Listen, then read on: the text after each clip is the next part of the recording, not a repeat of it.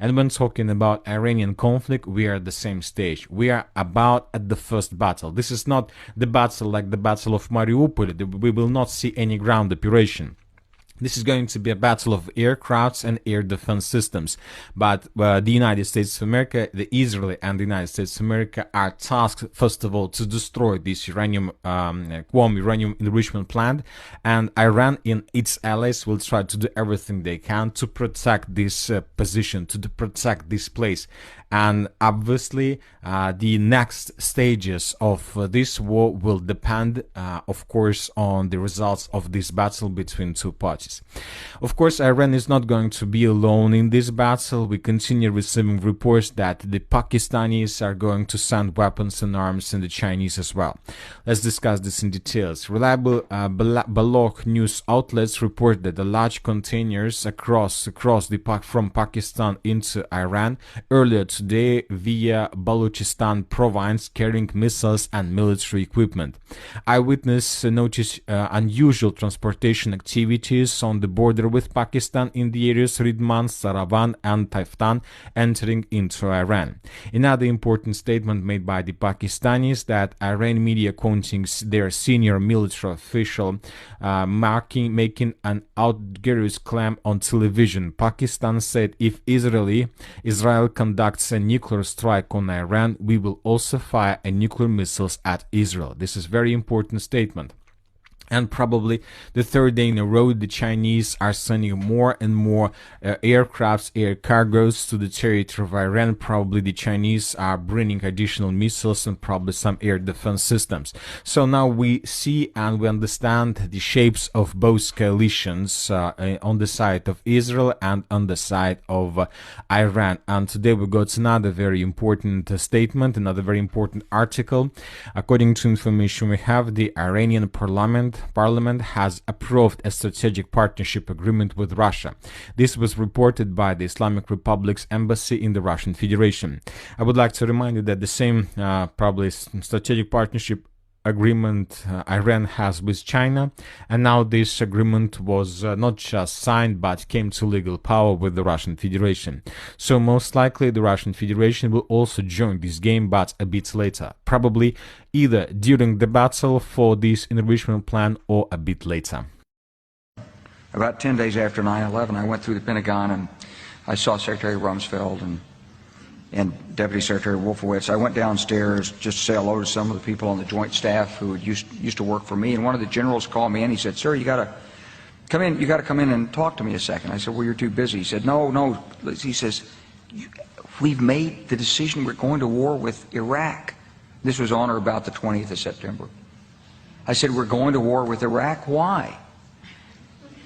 He said, "I don't know." He said, "I guess they don't know what else to do."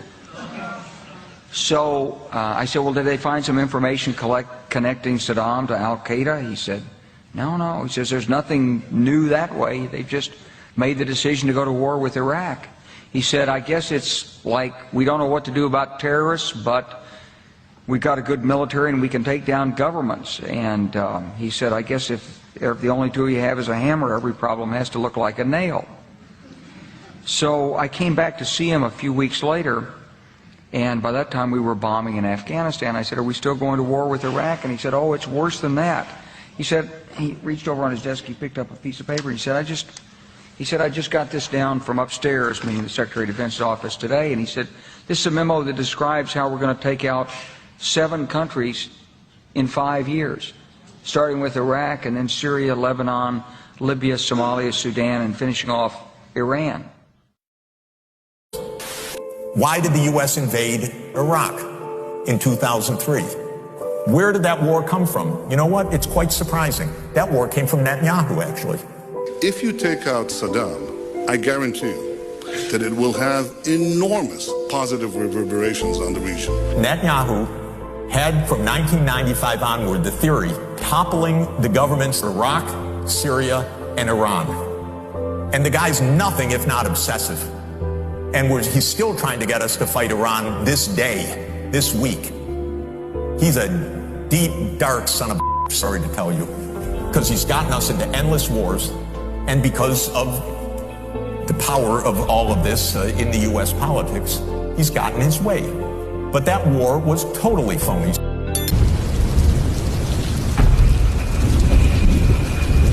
The world is about to receive a shocking wake-up call.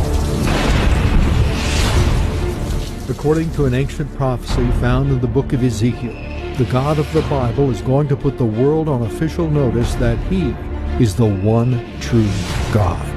The prophet writes, "And in that day I will make my holy name known in the midst of my people Israel. And the nation shall know that I am the Lord, the Holy One in Israel." Ezekiel foretells that in the last days, Russia, Turkey, Iran, and 6 other member nations will invade Israel from the far parts of the north. They are coming down to conquer Israel and take over its plunder and great booty. But the Lord, not America nor the Israeli Defense Forces, but the Lord, stops these invaders supernaturally with a great earthquake, pestilence and bloodshed, flooding rains, great hailstones, and fire and brimstone. Ezekiel chapters 38 and 39 provide every aspect of this foretold event. The stage is set, the prophecy is ready to happen, and now